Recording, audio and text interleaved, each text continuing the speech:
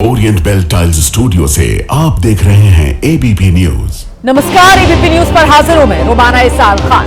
सुबह के 10 बज रहे हैं, वक्त हो गया है आगे का एजेंडा का। और आगे का एजेंडा में हम शुरुआत करने जा रहे हैं इस वक्त की बड़ी खबर के साथ। पॉपुलर इन्फ्लुएंसर नाम ओरहान अवत्रमणि, जिसे लोग औरी के नाम से जानते हैं, उसे आज मुंबई पुलिस की एंटी नारकोटिक सेल ने समन किया है। औरी को 252 करोड़ रुपए के ड्रग केस में जांच के दायरे में लिया गया है। यह बड़ी खबर है जो मैं आपको बता रही हूं। हाई प्रोफाइल मामला है।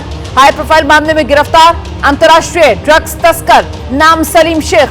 सलीम शेख ने जांच एजेंसियों को जो बयान दिया, उसी बयान में सलीम शेख ने कुछ नाम लिए और उन कुछ नाम में एक नाम इसी सोशल मीडिया इन्फ्लुएंसर औरी का भी है। औरी चेहरा देखकर आप पहचान रहे होंगे, बॉलीवुड के बड़े बड़े अभिनेताओं के साथ इसकी तस्वीरें सोशल मीडिया पर खूब वायरल होती हैं। तो अब जो दावा ड्रग तस्कर सलीम शेख ने किया है, जांच एजेंसियों को जो बयान दिया है और बयान में औरी से जुड़े कई चौंकाने वाले दावे किए हैं, इन दावों की सच्चाई क्या है, इसी को जानने के लिए एंटी नारकोटिक सेल उसने औरी को समन किया है।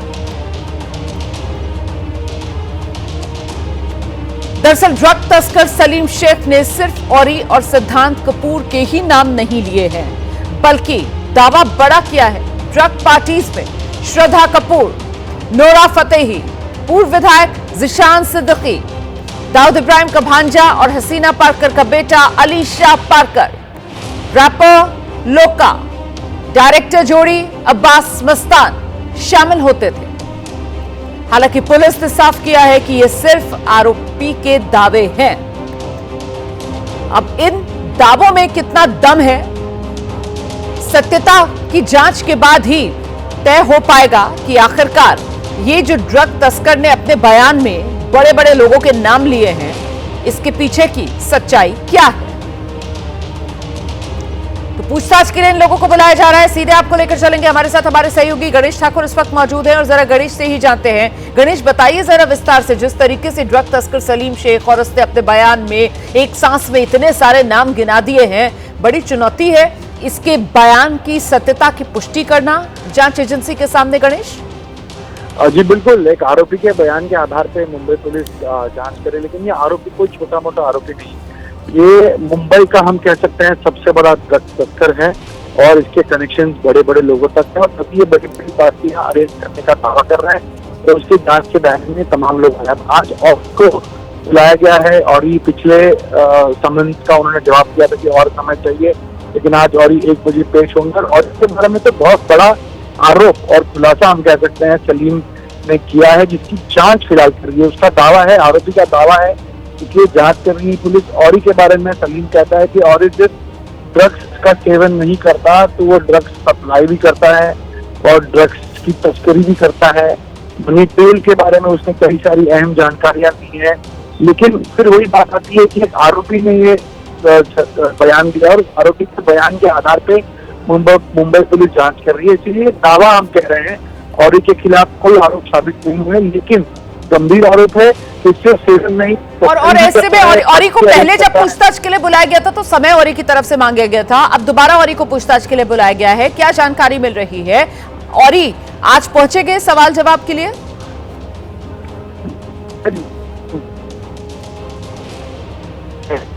गणेश, आपकी आवाज साफ नहीं आ रही है। गणेश, आपकी आवाज साफ नहीं आ रही है, थोड़ा नेटवर्क एरिया में आने की कोशिश कीजिए गणेश, और जवाब दीजिए मेरे सवाल का। दिक्कत आ रही है कनेक्शन में, गणेश ठाकुर से हमारा संपर्क नहीं हो पा रहा है। इस बीच सीधे आपको लेकर चलेंगे, हमारे सहयोगी मृत्युंजय इस वक्त मौजूद हैं और जरा मृत्युंजय से ही जानते हैं। मृत्युंजय, अपडेट क्या है? औरी क्या जांच एजेंसी ने जो औरी को बुलाया है पूछताछ के लिए, सवाल जवाब के लिए, शामिल होने जा रहे हैं आज? बिल्कुल रोमाना, देखिए ओरहान उर्फ औरी को पिछली बार जब समन किया था मुंबई की एंटी नारकोटिक सेल ने, मुंबई पुलिस की, तब अपने वकील के माध्यम से उसने समय मांगा था और आज का दिन एंटी नारकोटिक सेल ने दिया है। और जो हमें जानकारी है इसके मुताबिक दोपहर 1 बजे औरी एंटी नारकोटिक सेल, जो कि घाटकोपर इलाके में एंटी नारकोटिक सेल का यूनिट है, वहाँ 1 बजे पहुँचेगा। 1 बजे वहां पर जांच अधिकारी भी वहां पहुंचे होंगे और ओरी से पूछताछ करेंगे। इससे पहले कल हमने देखा कि सिद्धांत कपूर, जो कि शक्ति कपूर के बेटे हैं, श्रद्धा कपूर का भाई, उससे लगभग 5 से 5.5 घंटे तक पूछताछ की गई। कुल मिलाकर जो आरोपी, जो 252 करोड़ के ड्रग्स मामले में गिरफ्तार सलीम शेख नाम का एक बड़ा तस्कर पकड़ा गया है, उसने जो दावे किए हैं उस दावे की पुष्टि करना है और पता लगाना है कि क्या वाकई में जिन लोगों का ये नाम ले रहा है, जिन हाई प्रोफाइल लोगों का नाम ले रहा है, वाकई में ये ड्रग्स के सेवन और ड्रग्स के वितरण में सम्मिलित है या ड्रग्स पार्टियों में इनका कोई लेन देन है। इसीलिए एंटी नारकोटिक सेल इस पूरे मामले की जांच करना चाहती है। ये सिर्फ और सिर्फ आरोपी का दावा है कि ये जितने लोग भी हैं सेलिब्रिटीज जिनके हमने नाम लिए, जिसमें एक पूर्व विधायक भी हैं जिशान सिद्दीकी, कई बॉलीवुड के नाम हैं, तो पुलिस ये जानना चाहती है कि ये कहीं सिर्फ गुमराह करने के लिए नाम ले रहा है या वाकई में इसके पास में कोई पुख्ता जानकारी, और अगर उसने जो पुख्ता जानकारी दी है क्या वो मिलान खाता है इन लोगों से। उदाहरण के तौर पर पुलिस इनसे ये जरूर जानना चाहेगी कि आप पिछले 5 साल में दुबई कब कब गए और किस पर्पस से गए, वहां किस प्रकार की पार्टी में शामिल हुए, क्या वो मिलान होता है जो आरोपी ने दावा किया है। इसके अनुसार आगे जांच का दायरा बढ़ाया जाएगा। आप रहिए मेरे साथ, में लौटूंगी आपके पास। गणेश ठाकुर इस वक्त हमारे साथ फिर से मौजूद है और जरा गणेश से ही समझते हैं। गणेश, बताइए जरा, ये 252 करोड़ का ये ड्रग्स का पूरा मामला है और इसमें श्रद्धा कपूर के भाई सिद्धांत कपूर जिनसे पूछताछ भी हुई है, उनसे लेकर अब औरी, जिसको लेकर मृत्युंजय की तरफ से बताया जा रहा है कि आज वो सामने जाएंगे जांच एजेंसी के और सवालों के जवाब देंगे। तो कुल मिलाकर ये मामला कितना गंभीर और कितना गहरा? गणेश। रोमाना, देखिए, जो सूत्र बताते हैं मुंबई पुलिस से, उनका कहना यह है कि ये मामला आगे बढ़ेगा। जो नाम अभी रिमांड में दिए गए हैं, जांच में और भी नाम सामने आ रहे हैं और कई बड़े नाम तो बॉलीवुड इंडस्ट्री से जुड़े हुए हैं या बड़े बड़े कुछ लोगों के नाम भी सामने आ रहे हैं। लेकिन अब जांच करने के बाद कुछ सबूत आएंगे और उसके बाद ही ये जांच का दायरा आगे बढ़ेगा या उन लोगों तक पहुंचेगा। एनडीपीएस एक्ट में सबसे बड़ी दिक्कत पुलिस के सामने आती है कि किसी भी आरोपी के खिलाफ अगर कोई एनडीपीएस एक्ट के अंदर कार्रवाई करनी है तो वो ड्रग्स के पोजीशन में होना चाहिए या ड्रग्स का सेवन करने के प्रमाण उनके पास होना चाहिए टेस्ट के आधार पे। तो अब ड्रग्स का अगर सेवन किया गया होगा, जो सलीम कह रहा है पार्टी अरेंज की होगी, वो पहले हुई थी। लेकिन मुंबई पुलिस का कहना है कि हम सेवन का नहीं, तो मुंबई में पहले ड्रग्स के नेक्सस को, नेटवर्क को ध्वस्त करने के लिए जांच कर रहे हैं और इन लोगों से पूछताछ कर रहे हैं, क्योंकि सलीम लगातार ये कहता आ रहा है कि सिर्फ मुंबई नहीं तो मुंबई के बाहर भी कई बड़ी ड्रग्स पार्टियां उसमें उसका आयोजन किया था। इंटरनेशनल तस्करों के साथ वो कॉन्टैक्ट में था और इंटरनेशनल तस्कर की तरह मुंबई में ड्रग्स का नेक्सस फैलाए हुए हैं और बड़े बड़े सेलिब्रिटीज तक ये पहुंचा हुआ है और इसी वजह से इन सेलिब्रिटीज के नाम आए हैं, इनको पूछताछ के लिए बुलाया गया है। और उसमें एक बहुत बड़ा नाम है जिसको सिर्फ सेवन नहीं तो तस्करी करने या पार्टी अरेंज करने का भी आरोप सलीम ने लगाया, जिसकी जांच आज मुंबई पुलिस उनसे करेगी। बहुत शुक्रिया आपका गणेश ठाकुर, इस तमाम जानकारी के लिए। नजर बनाकर रखेगा, इस खबर से जुड़ा जैसे ही कोई और अपडेट होगा हम फौरन दर्शकों तक पहुंचाएंगे। अब मैं आपको बताने जा रही हूं कि आखिर ये ड्रग्स केस से जुड़ा पूरा मामला क्या है। 252 करोड़ का ड्रग्स का ये पूरा मामला, दरअसल फरवरी 2024 में मुंबई क्राइम ब्रांच ने छापेमारी की। इस छापेमारी में एक महिला को 741 ग्राम मेफेड्रिन के साथ गिरफ्तार किया गया था। अच्छा, पूछताछ में महिला ने सांगली की एक फैक्ट्री का नाम लिया। पुलिस को फैक्ट्री से 122.5 किलो करीब 122.5 किलो ये एमडी मिला। ड्रग्स बनाने में इस्तेमाल होने वाला केमिकल वहां पर मिला। इसकी कीमत अंतर्राष्ट्रीय बाजार में करोड़ों रुपए की। जांच में फरार ड्रग माफिया सलीम डोला के नेटवर्क का भी यहां जांच एजेंसी को पता चला। सलीम डोला कथित रूप से दाऊद इब्राहिम सिंडिकेट से जुड़ा हुआ है।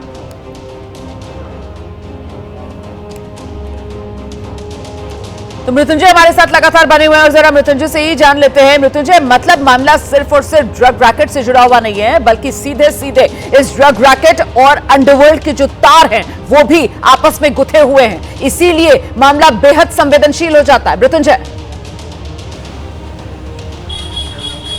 बिल्कुल सही कहा रोमाना आपने, ये बहुत ही गंभीर मामला है और इसकी शुरुआत देखिए बहुत छोटे से मामले से हुई थी।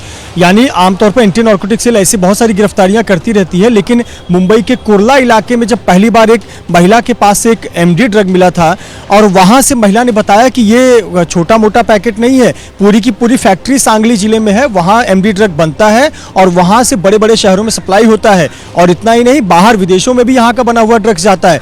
तो पुलिस के कान खड़े हो गए और उसके बाद एक के बाद एक उस कड़ी को जोड़ते चली गई पुलिस। और ये मामला मुझे लगता है फरवरी 2024 से लेकर अब तक यानी 1.5 साल से अधिक का समय हो गया है, ये पूरा मामला चल रहा है। और अब इसमें जो गिरफ्तारियां हुई है वो बड़े लोगों की गिरफ्तारियां हुई है, जो नेटवर्क जिनका नेटवर्क तो ये मुंबई, दुबई, जो ये ड्रग डीलर सलीम शेख का नाम सामने आ रहा है मृत्युंजय, इस तक कैसे पहुंची जांच एजेंसी और इसकी गिरफ्तारी कब और कहां से मुमकिन हुई थी?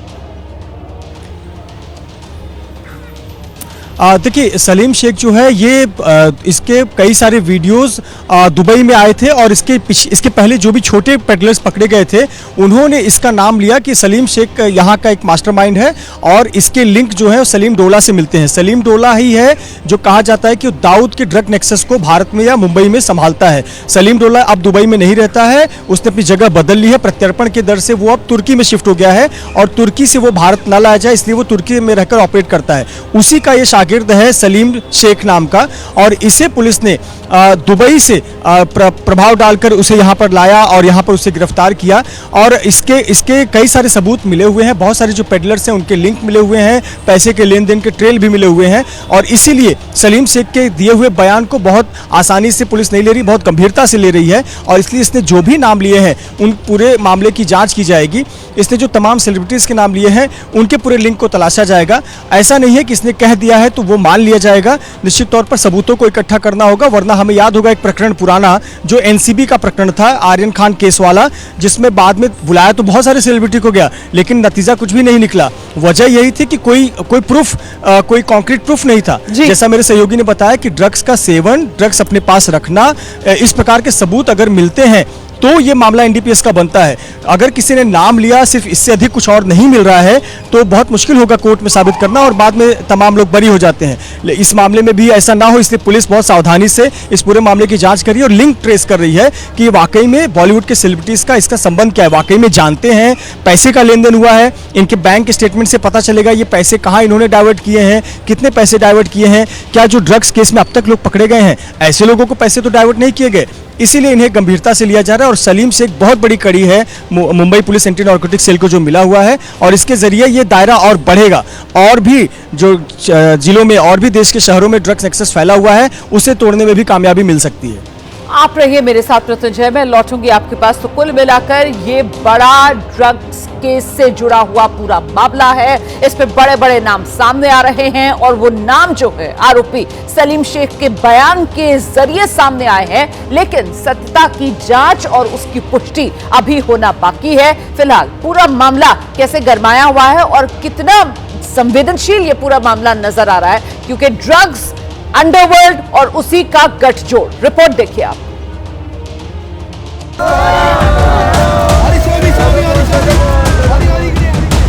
सोशल मीडिया इन्फ्लुएंसर औरी एक बार फिर सुर्खियों में है, लेकिन इस बार वजह उनकी चमक दमक वाली लाइफस्टाइल नहीं बल्कि 252 करोड़ रुपए के ड्रग्स केस में लगे गंभीर आरोप है। इस हाई प्रोफाइल मामले में गिरफ्तार अंतर्राष्ट्रीय ड्रग तस्कर सलीम शेख ने जांच एजेंसियों को दिए बयान में औरी से जुड़े कई चौंकाने वाले दावे किए हैं। अब इन दावों की सत्यता की जांच मुंबई क्राइम ब्रांच की एंटी नारकोटिक्स सेल कर रही है। लेकिन आगे बढ़ने से पहले ये स्पष्ट कर दें कि इस खबर में जिन कलाकारों के नाम सामने आ रहे हैं वो आरोपी के दावे पर आधारित हैं, जिसका जिक्र मुंबई पुलिस ने अपनी रिमांड कॉपी में भी किया है, जिसके आधार पर हम ये खबर बता रहे हैं।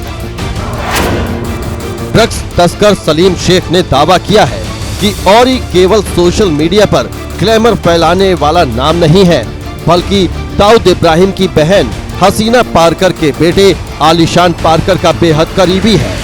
आरोपी ने ये भी कहा है कि औरी ड्रग्स लेता भी है, देता भी है और भारत ही नहीं बल्कि विदेशों में आयोजित ड्रग्स पार्टियों का भी हिस्सा होता है। इससे पहले कभी औरी का नाम इस तरह के मामले में सामने नहीं आया था। इस मामले का दायरा यहीं तक सीमित नहीं रहा। जांच के दौरान एंटी नारकोटिक्स सेल ने बॉलीवुड अभिनेता शक्ति कपूर के बेटे और एक्टर सिद्धांत कपूर से करीब 5 घंटे तक पूछताछ की। सूत्रों के अनुसार सलीम शेख ने अपने बयान में सिद्धांत का नाम लेते हुए दावा किया था कि वो भी ड्रग्स का सेवन करता है और कई ड्रग्स पार्टियों में शामिल रहा है। पूछताछ में सिद्धांत कपूर कई सवालों के स्पष्ट या संतोषजनक जवाब नहीं दे पाए, जिस कारण जांच एजेंसियां उन्हें जल्द ही दोबारा पूछताछ के लिए बुला सकती हैं। सूत्रों का दावा है कि इस मामले में औरी और सिद्धांत दोनों के बैंक अकाउंट, लेन देन और मनी ट्रेल की भी बारीकी से जांच की जाएगी। अब हम आपको बताते हैं कि ये मामला यहाँ तक कैसे पहुँचा। दरअसल मुंबई और महाराष्ट्र में पिछले कुछ वर्षों में नशे का कारोबार बेहद तेजी से बढ़ा है। पुलिस सूत्रों के अनुसार इसके पीछे एक संगठित नेटवर्क काम कर रहा है, जो कहीं न कहीं दाऊद इब्राहिम के इंटरनेशनल ड्रग्स सिंडिकेट से जुड़ा हुआ है। इस नेटवर्क को तोड़ने के लिए मुंबई पुलिस और एंटी नारकोटिक्स सेल ने पिछले 1 साल में कई बड़ी कार्रवाइयां की हैं। कई अंतर्राष्ट्रीय तस्कर जेल भेजे जा चुके हैं, लेकिन दाऊद के ड्रग्स साम्राज्य का अहम कड़ी माने जाने वाला सलीम डोला अभी भी फरार है।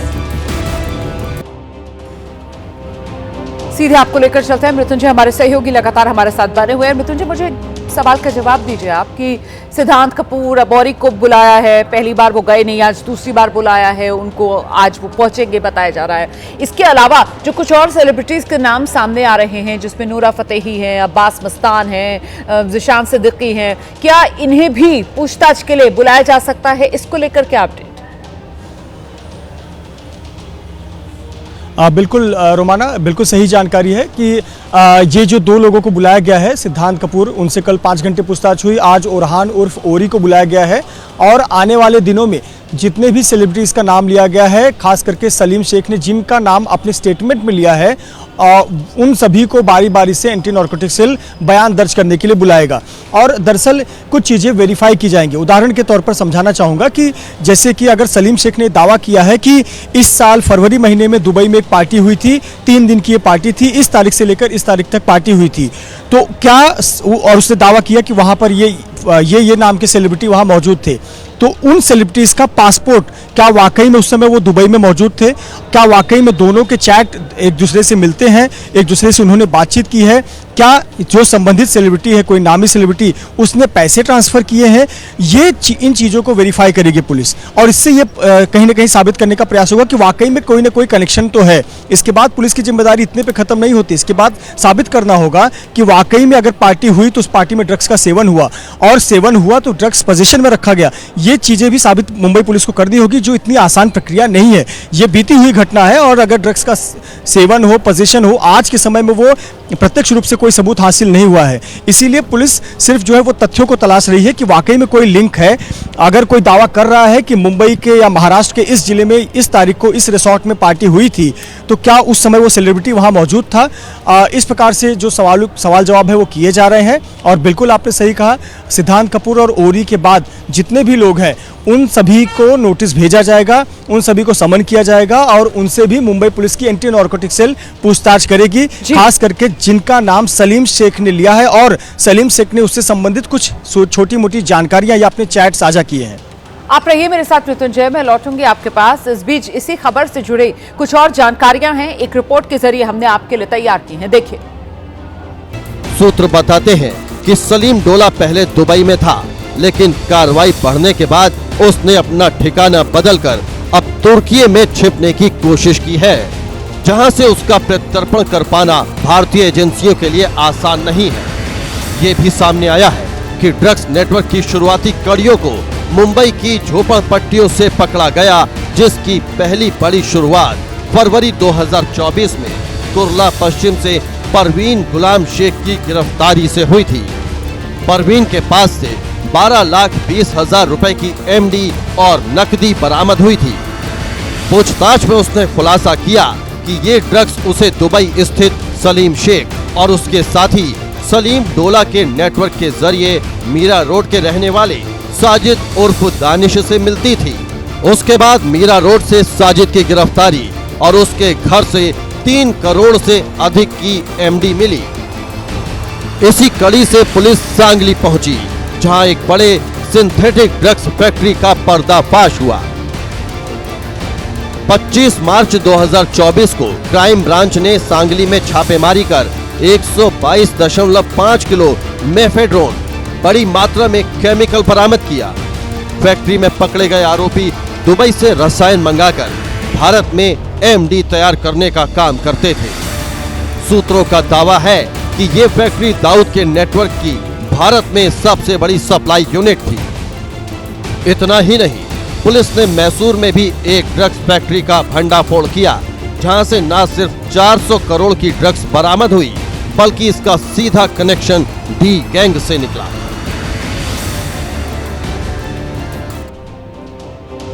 एक बार फिर से आपको लेकर चलेंगे, मृत्युंजय लगातार हमारे साथ बने हुए हैं। मृत्युंजय, अब सवाल ये कि ये जो फैक्ट्रियां चल रही थी और यहाँ फैक्ट्रियों में इस तरीके से अवैध ड्रग बनाने का काम चल रहा था, तो ये फैक्ट्रियां, इनके ओनर्स को लेकर भी क्या कुछ जांच चल रही है? उसको लेकर कुछ तस्वीर सामने आई है क्या? और बाहर से क्या बताया जाता था, इन फैक्ट्रियों में क्या बनाया जा रहा है? क्या दवाओं के नाम पर ये फैक्ट्री चल रही थी और यहाँ बंद ड्रग्स रही थी? और दूसरा सवाल मेरा ये कि ये जिस कड़ी में बुलाया जा रहा है कि पहले सिद्धांत कपूर और औरी, इन दोनों को एक तरीके से जांच एजेंसी ने पूछताछ के लिए बुलाया, क्योंकि नाम तो कई और सेलिब्रिटीज के भी हैं। इसके बाद फिर वो दूसरा राउंड जो शुरू होगा उसमें बाकी सेलिब्रिटीज को बुलाया जाएगा, तो ये क्रम भी कुछ कहता है क्या, मृत्युंजय? बिल्कुल रोमाना, देखिए सबसे पहला सवाल ये कि इतने बड़े लेवल पर ड्रग्स फैक्ट्री चल रही थी, तो ये क्या किसी के संज्ञान में क्यों नहीं आया जब तक कि ये आरोपी पकड़े नहीं गए? जब तक कि कुर्ला जैसे छोटे से इलाके में एक औरत जब तक एमडी सप्लाई नहीं कर रही थी, वो पकड़ी नहीं गई, तब तक इस ड्रग फैक्ट्री का खुलासा नहीं हुआ। तो देखिए, ये जो सांगली इलाका है, जहाँ पर ये फैक्ट्री थी, वो एक इंडस्ट्रियल इलाका है और वहाँ पर तमाम बड़ी बड़ी कंपनियां हैं और बहुत सारी मेडिकल जो दवाई बनाती हैं, सप्लाईज करती हैं, उन कंपनियों का है। रोमाना, बाहर से दिखाया जाता है कि यहाँ पर कफ सिरप बनता है, पेन किलर बनता है या बीमारी से संबंधित दवाइयाँ बनती हैं, चूँकि वो केमिकल कंपोनेंट है और उसकी जानकारी बाहर से देखकर तो कोई नहीं बता सकता। यहाँ तक कि अगर वो एमडी ड्रग्स भी, मेफेड्रोन ड्रग भी पकड़ा जाता है तो उसे आपको लैब में टेस्ट कराना होता है और तब समझ में आता है कि हाँ, ये एमडी ड्रग है, मेफेड्रोन ड्रग है, जो कि बैंड है, जो एनडीपीएस के अंतर्गत प्रतिबंधित है। तो इसीलिए ये जहाँ पर भी सांगली में ये बनता था, कहने के लिए बाहर से जो स्ट्रक्चर दिखता था, या अंदर भी कई सारे हिस्सों में दवाइयों का काम होता था, लेकिन उसके एक हिस्से में ये मेफेड्रोन ड्रग, एमडी ड्रग बनाया जाता था। और इसीलिए कोई भी बाहरी व्यक्ति, यहाँ तक कि वहाँ जो काम करते हैं कर्मचारी या जो छोटे लेबर वर्क करते हैं, उन्हें भी नहीं पता होता है कि वो किस प्रकार के काम में लिप्त हैं। उन्हें सिर्फ इतना पता होता है कि कोई पेन किलर की दवाई बनाई जाती है या सर दर्द की दवाई बनाई जाती है, लेकिन वो जो केमिकल सप्लाई करता है ड्रग्स बनाने वाला, उसे ही पता होता है कि वो मेफेड्रोन बनाने के लिए फैक्ट्री का इस्तेमाल हो रहा है। और इस प्रकार से जब ये लोग पकड़े जाते हैं, तब जाकर पुलिस उस जगह पर रेड करती है और रेड करने के बाद जब वो टेस्ट की जाता है, वो जो भी मेडिकल में दवाइयाँ मिलती है, एमडी मिलती है, उसकी जब टेस्टिंग की जाती है तब पता चलता है कि ये एमडी ड्रग है। इस प्रकार से ये मामले का खुलासा होता है। निश्चित तौर पर ये जो लोग ऑपरेट करते हैं इस प्रकार की फैक्ट्रियां, वो भारत में नहीं होते हैं, वो बहुत बड़े लेवल के खिलाड़ी होते हैं।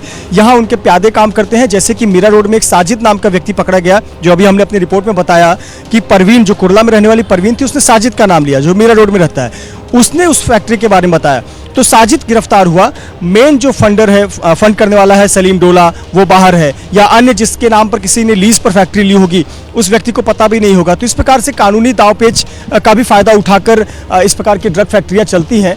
लेकिन निश्चित तौर पर एक बड़ी सफलता मिली है। और रही बात अब सीक्वेंस में बुलाने की, तो जो हमें जानकारी मिली है सूत्रों के माध्यम से कि जल्दबाजी में पुलिस नहीं कर रही है, बारी बारी से पूछताछ के लिए बुलाया जाएगा। खास करके सलीम शेख ने चैट में या अपने बातों में, अपने स्टेटमेंट में तारीख के अनुसार कि 2022 में कौन सी पार्टी हुई थी, 2023 में कौन सी पार्टी हुई थी, दुबई में कौन सी पार्टी हुई थी, किसी अन्य देश में कहीं पार्टी हुई थी, उसके अनुसार क्रमबद्ध तरीके से इन तमाम सेलिब्रिटीज को पूछताछ के लिए बुलाया जाएगा। बहुत शुक्रिया मृदन जी आपका इस तमाम जानकारी के लिए। तो ड्रग्स से जुड़ा हुआ ये पूरा मामला है और अब इसी की जांच का दायरा लगातार बढ़ता हुआ आज और ही जांच एजेंसी के सामने पेश होगा और उसके बाद ये मामला क्या दिशा लेगा, इसी पर हमारी नजर बनी हुई। आगे का एजेंडा देख रहे हैं आप। खबर बिहार से है, जहां बंगले पर सियासी बवाल शुरू हो गया है।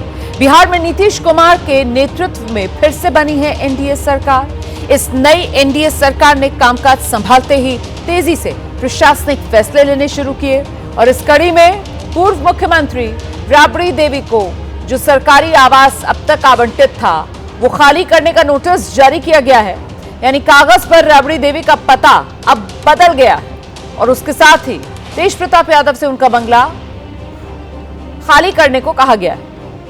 तो एक और 20 साल बाद लालू परिवार को 10 सर्कुलर रोड स्थित सरकारी आवास, जिसे राबड़ी आवास कहा जाता रहा, उसे खाली करने का नोटिस मिल गया है। और दूसरी ओर तेज प्रताप जिस बंगले में रह रहे हैं उसे नीतीश सरकार में मंत्री लखेंद्र कुमार रोशन को आवंटित किया गया है। भवन निर्माण विभाग ने इस संबंध में औपचारिक आदेश जारी कर दिया है। इस कार्रवाई को लालू परिवार पर बड़ी गाज गिरने के रूप में देखा जा रहा है। तो भवन निर्माण विभाग की ओर से जारी आदेश में कहा गया राबड़ी देवी को अब 39 हार्डिंग रोड वाला आवास आवंटित किया गया है। राबड़ी देवी का बंगला बदल दिया गया है। आदेश में साफ लिखा है, नेता प्रतिपक्ष बिहार विधान परिषद के लिए पटना केंद्रीय पूल का आवास संख्या 39 हार्डिंग रोड आवंटित किया जाता है। इसका मतलब यह है लालू राबड़ी परिवार को अब 10 सर्कुलर रोड वाला अपना बंगला खाली करना होगा।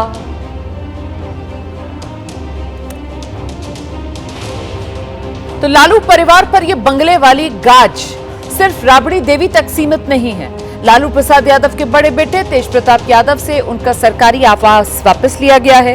तेज प्रताप यादव जिस 26 एमस्ट्रांड रोड वाले बंगले में रह रहे हैं, अब बीजेपी कोटे से नीतीश सरकार में मंत्री बने लखेंद्र कुमार रोशन को आवंटित किया गया है। सीधे आपको लेकर चलेंगे, हमारे साथ हमारे सहयोगी आर्यन आनंद इस वक्त मौजूद है। जरा आर्यन से ही जानते हैं। आर्यन बताइए जरा, बिहार विधानसभा चुनाव हो गए, नतीजे आ गए, नई एनडीए सरकार बन गई और अब नई सरकार बनते साथ ही प्रशासनिक फैसले, बंगलों को लेकर सियासत का ये नया दौर है जो पटना में शुरू हो रहा है। अब आर्यन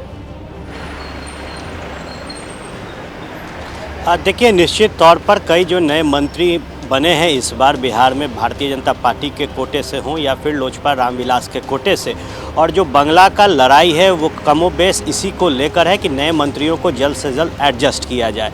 और देखिए, जिस तरीके से कल जो भवन निर्माण विभाग की तरफ से नोटिस निकलकर सामने आया कि 10 सर्कुलर रोड जो राबड़ी देवी का आवास है उसे खाली किया जाएगा, तो ये कहीं ना कहीं पूरे बिहार में सियासी माहौल को उबाल देता नजर आया, क्योंकि ये वो आवास है जहां पूरे बिहार की राजनीति केंद्रित रहती है। एक तरफ मुख्यमंत्री नीतीश कुमार का आवास है और ठीक बगल में पूर्व मुख्यमंत्री राबड़ी देवी का। और कल जब भवन निर्माण विभाग ने अपना नोटिस जारी किया उसमें उन्होंने साफ कहा कि आपको बतौर बिहार विधान परिषद के नेता विरोधी दल के तहत जो पुल निगम के तहत जो आवास आवंटित है वो किया जा रहा है, और 20 साल से जिस 10 सर्कुलर रोड में राबड़ी देवी रह रही थी इस आवास को खाली करना होगा। और इसको लेकर तरह तरह की जो प्रतिक्रियाएं हैं वो राजनीतिक तौर पर भी देखी गई। रोहिणी आचार्य ने तो सीधा कह दिया कि भाई हमारे पिताजी गरीबों के मसीहा हैं, आप उन्हें घर से निकाल सकते हैं लेकिन गरीबों के दिल से नहीं। और भारतीय जनता पार्टी ने स्पष्ट कहा कि जो प्रोटोकॉल राबड़ी देवी फॉलो कर रही है उस प्रोटोकॉल के तहत बंगला उन्हें पहले ही खाली कर देना चाहिए था। तो अब जो नया ठिकाना पूरे लालू परिवार का होगा, क्योंकि इसी सर्कुलर रोड में लालू यादव रहते हैं, राबड़ी देवी रहती है। तेजस्वी यादव को वन पोलो रोड नेता प्रतिपक्ष तेजस्वी यादव के तौर पर आवंटित किया गया, फिर भी तेजस्वी यादव यहीं रहते हैं। पूरी जो रणनीति राष्ट्रीय जनता दल की होती है वो 10 सर्कुलर रोड में बनती है, लेकिन अब जो नया ठिकाना होगा वो 39 हार्डिंग रोड का होगा। और उस बंगले को लेकर जो तमाम तैयारियां हैं वो भी की जा रही है। हालांकि देखना होगा कि यहाँ से जब राबड़ी देवी निकलती हैं तो वो क्या हार्डिंग रोड जाती हैं, क्योंकि उनका एक फ्लैट भी है गोला रोड में। बताया जा रहा है कि पूरा परिवार वहीं शिफ्ट होगा, नए सरकारी बंगले को नहीं लिया जाएगा। तो निश्चित तौर पर केंद्र का इस बार जो राजनीतिक तौर पर केंद्र बिंदु बना है वो 10 सर्कुलर रोड राबड़ी आवास है। आप रहिए मेरे साथ, मैं लौटूंगी आपके पास। देखिए, राबड़ी देवी को मिले सर्कुलर रोड वाले बंगले में ही, जैसा कि अभी हमारे सहयोगी आर्यन बता रहे थे, लालू प्रसाद यादव रहते हैं। पूरा लालू परिवार आप एक तरीके से कह सकते हैं वो यही रहता है। तेजस्वी यादव भी अपने परिवार के साथ यहीं रहते हैं। अभी पूरे चुनाव में ये वाला ही बंगला था जो विपक्ष की सियासत का केंद्र बना हुआ था, 10 सर्कुलर रोड वाला घर। तो राबड़ी देवी को ये जो बंगला है वो 2005 में तब आवंटित हुआ जब नीतीश को सत्ता मिली। इसी घर में लालू परिवार की कई कड़वी यादें भी जुड़ी हुई हैं। तेज प्रताप यादव की पत्नी ऐश्वर्या इसी बंगले से रोती हुई बाहर निकल गई थी। तेज प्रताप यादव को लालू ने इसी घर से बेदखल किया और अभी नतीजों के अगले दिन इसी घर से रोती हुई बेटी रोहिणी भी बाहर निकली थी।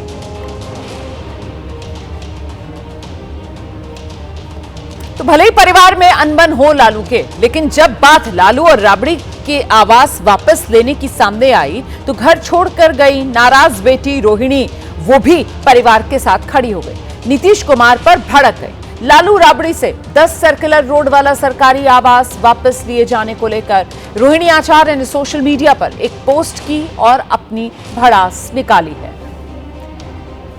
रोहिणी आचार्य ने लिखा, सुशासन बाबू का विकास मॉडल।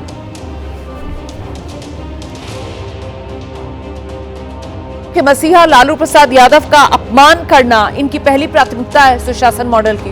घर से तो निकाल देंगे, बिहार की जनता के दिल से कैसे निकालेंगे? सेहत नहीं तो कम से कम लालू जी के राजनीतिक कद का ही सम्मान रख लेते नीतीश कुमार।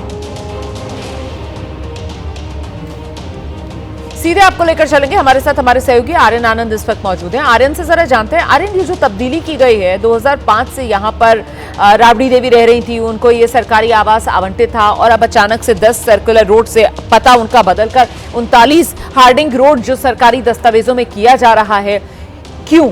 इसके पीछे सरकार की तरफ से क्या दलील दी गई है? देखिए, निश्चित तौर पर हम थोड़ा पीछे चलते हैं तो 2015 में जब मुख्यमंत्री नीतीश कुमार आरजेडी के साथ गठबंधन करके महागठबंधन बनाते हैं तो तेजस्वी यादव बिहार के उप मुख्यमंत्री बनते हैं और इस लिहाज तेजस्वी यादव को ठीक 10 नंबर जो ये आवास है इसके बगल में 5 देश रत्न मार्ग का जो आवास है वो आवंटित किया जाता है। उस दौरान तेजस्वी यादव के पास भवन निर्माण विभाग होता है और तेजस्वी यादव अपनी कलम से इस बात को विभाग में सुनिश्चित कराते हैं कि अब जो 5 देश रत्न मार्ग का आवास होगा ये बिहार के उप मुख्यमंत्रियों को अलॉट किया जाएगा। लेकिन नीतीश कुमार के बदलते सियासी रणनीति के साथ जब 2017 में नीतीश कुमार ने वापसी की एनडीए के साथ तो तेजस्वी यादव को वो बंगला खाली करना पड़ा।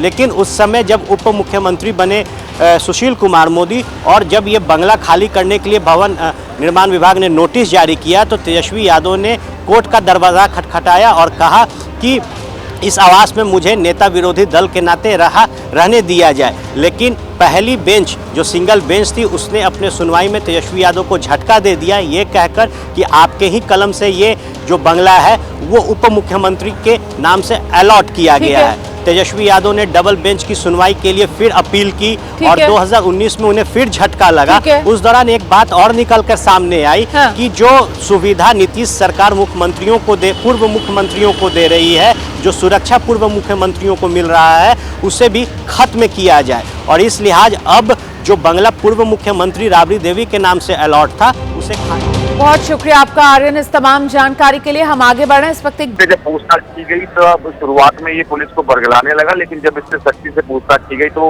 एनआईए के सामने टूट गया और इसने ये खुलासा किया कि इसी ने जो जगह थी वो मुहैया जो थी वो कराई थी, इसके अलावा कुछ तो लॉजिस्टिक सपोर्ट भी मुहैया कराई थी। फिलहाल इसको गिरफ्तार कर लिया गया है। एनआईए की जो इन्वेस्टिगेशन है वो इस पूरे मामले में लगातार जारी है। एनआईए का साफ तौर पर यह कहना है कि इस पूरे मॉड्यूल को पूरा बस्ट किया जाएगा और एक एक कड़ियों को जोड़ा जाएगा, उसके बाद ही ये साफ हो पाएगा कि आखिरकार इतनी बड़ी जो साजिश थी वो कब से रची जा रही थी, इसके पीछे के लोग कौन थे और लगातार कई राज्यों में एनआईए की छापेमारी भी जारी है। तो धौज में वो जो किराए का मकान वगैरह लिया हुआ था इन डॉक्टर्स ने, वो भी इसी शोएब के जरिए इन्होंने हासिल किया था वहां फरीदाबाद में। जी बिल्कुल, देखिए उमर जो था, जो धौज में एक मकान उसने किराए पर लिया था और जिस कमरे में वो रह रहा था, लास्ट के दिनों में जिस कमरे में रहा, और जब मुजम्मिल गिरफ्तार हुआ, शाहीन गिरफ्तार हुआ, इसके अलावा जब बाकी लोग जब गिरफ्तार हो गए इस मॉड्यूल के, और उमर को ये पता चल चुका था कि अब उसकी भी गिरफ्तारी तय है, तब उमर वहां से फरार हो गया था। और फरार होने के बाद वो फिरोजपुर जिरका की तरफ गया, उसके बाद उसने दिल्ली में एंटर किया था।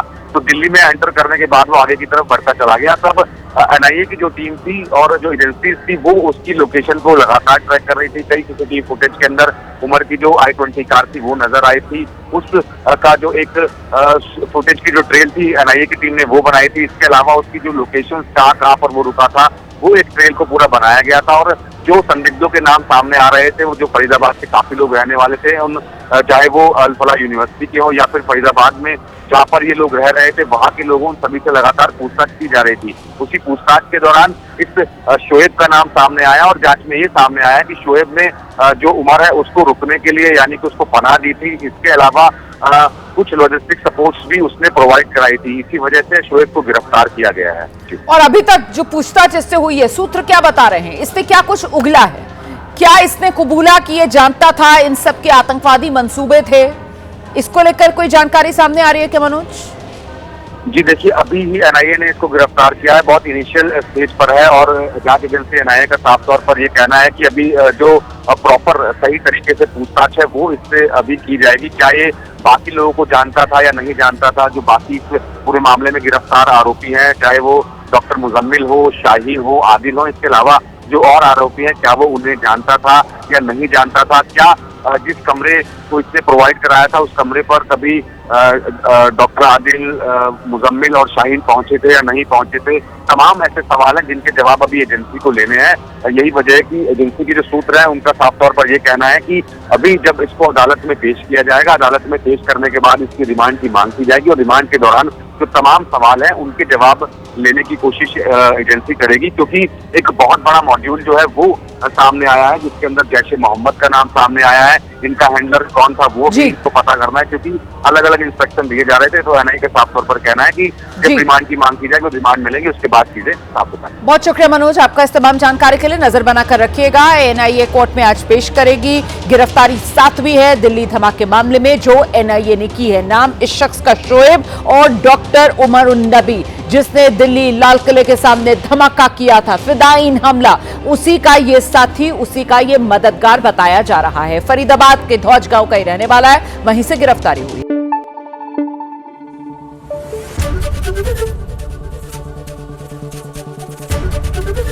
एबीपी न्यूज आपको रखे आगे।